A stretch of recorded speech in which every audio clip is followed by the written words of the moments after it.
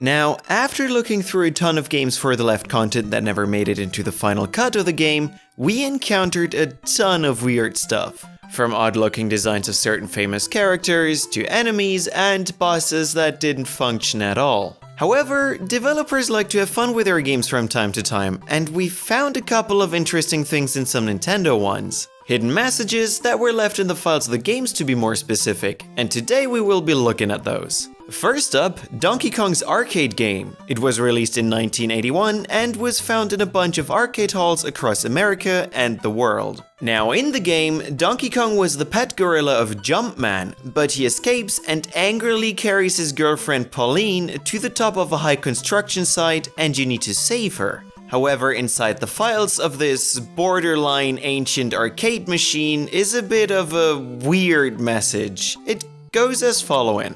Congratulations! If you analyze difficult this program, we would teach you. Telephone Tokyo Japan 044-244-2151 extension 304 System Design Ikegami Company Limited. Now, as you could have guessed, this sentence makes little to no sense. Also because the English is terrible. But what it comes down to is that they are impressed if you could reach this point in the files of the game and now want to teach you the way of video games because you are worthy. Now, I haven't called this phone number so I don't know if it still works, but I wouldn't try it if I was you because I have no idea where it leads to. So, we advise you to not do anything, but it's certainly strange that they put it in. Quite an interesting way of finding new staff members. Next one, Link: The Faces of Evil. This was a game made for the Philips CDI and wasn't made by Nintendo. They only gave away the license. Here, Link needs to save the world from the evil Ganondorf, blah blah blah. The game looked awful and was awful.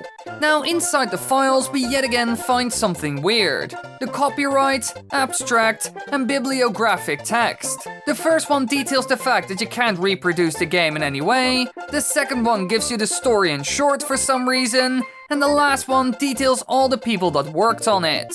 Why this was in the game at all kind of confuses us. Why would you put this in? What does it add? Players weren't supposed to see this after all, and this one isn't even a joke of sorts. This is also one of the only games where we have ever seen this. So what the goal was, will probably remain a secret.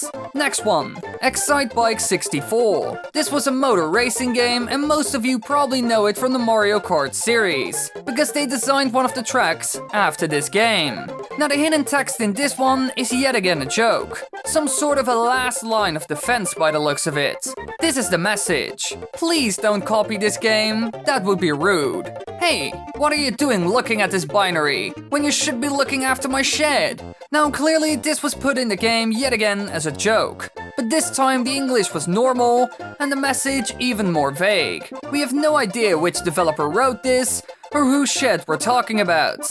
But one thing is sure, we aren't rude, so we won't copy the game. Promised. Even though we got to this stuff by looking at the ROM of the game, so we technically already copied it.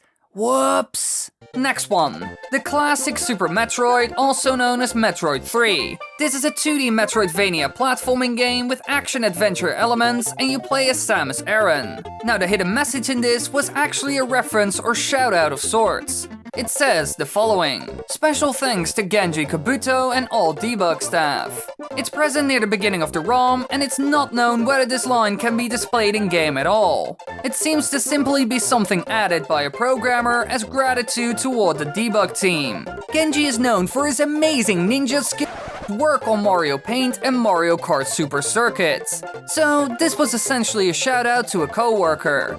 How sweet of them. Next one, The Legend of Zelda Ocarina of Time Master Quest. This was a reworked version of the original for the Nintendo 64. It contains largely the same content as the first one, but with redesigned, more difficult dungeons, akin to a second quest. Now in the files there are actually multiple hidden messages, a total of 3. One that says, thank many people with lots of exclamation marks, the build date which is 2002-09-05, and its internal name Zelda Ocarina Multi-Pack. Now the first one kind of makes sense, because Ocarina of Time was a huge success and people loved it, and it seems they were quite happy with the public's opinion. Now why the other two were left in is a bit odd. It doesn't add anything and is normally not found in all video games. It does give us more info on the development process, so maybe that was their goal. It was quite a famous and beloved game after all. Now for our last one, this isn't really a game, but more a console with games already on it, the SNES Classic Edition. Now, inside the etc. folder, the following message can be found in a file called 90s. Enjoy this mini, disconnect from the present, and go back to the 90s. This is not a haiku, which typically goes 575 rather than the 586 used here, so it's probably just a normal message and nothing fancy. Now with this console, Nintendo knew that people would hack it and would go inside the files, probably to add more games to the console than just play the pre-installed ones. So with this in mind, they probably decided to surprise the hackers with a sweet little message to the fans. Things like this and the others mentioned in this video add that special or fun touch that you would never expect. And who knows what kind of things we'll find in the future with all the new Nintendo Switch games coming out. So thank you for watching this week's video on programmers defying mortality by leaving messages behind. Subscribe to our channel to make sure we don't die either. Unless YouTube dies, then we're all screwed.